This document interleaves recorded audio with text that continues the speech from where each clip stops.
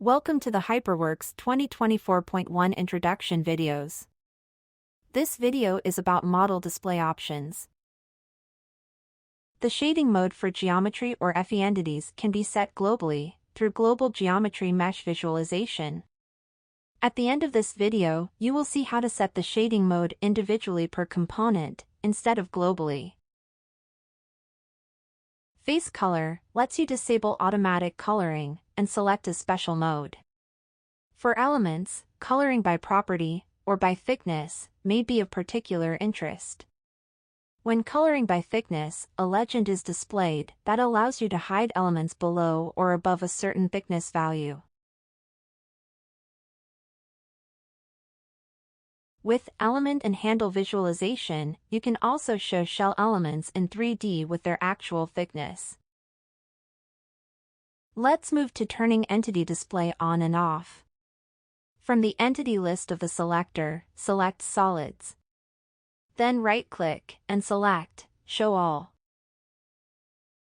To display only a selection of entities, select one solid, then right-click and select Isolate. To display the full model content, set the selector to All. Then right-click and select Show Model. Next, let us see how to turn on display of adjacent entities. Switch the selector to Elements, then isolate one element.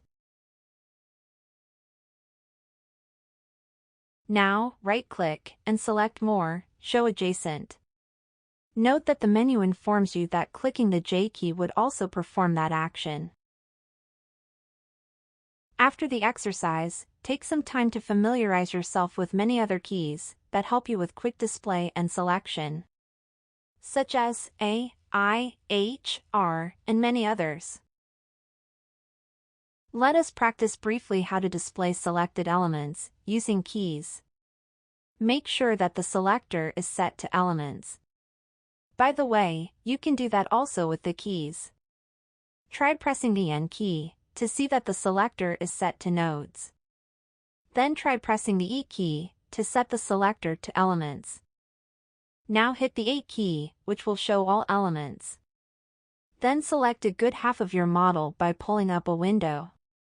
And then hit the H key to hide the selected elements. To undo hiding or unhiding, you can use the Ctrl+Z key combination. Let's briefly recall the possibility of hiding cutout parts of the model. This is possible with the help of section cuts. Details can be found in the video about viewing the model. Now let's see what the browsers offer in terms of displaying entities.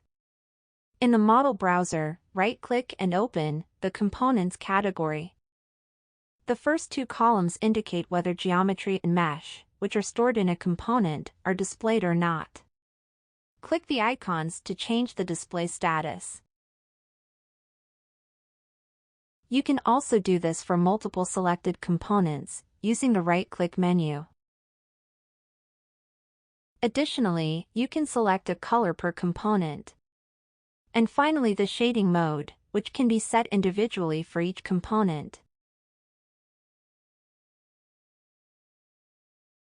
Now let us import a different model to showcase the view locking functionality.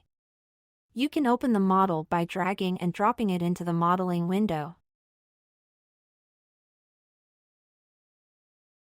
Isolate shell elements using Advanced Element Selection.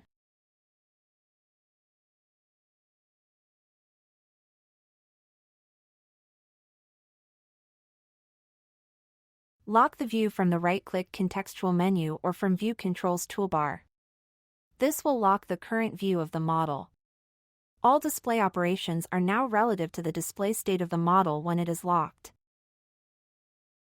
Locking the view makes it easier to work with submodels and control your view with more precision.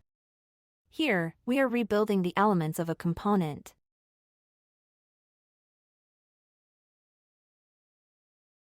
Unlock the view to visualize full model.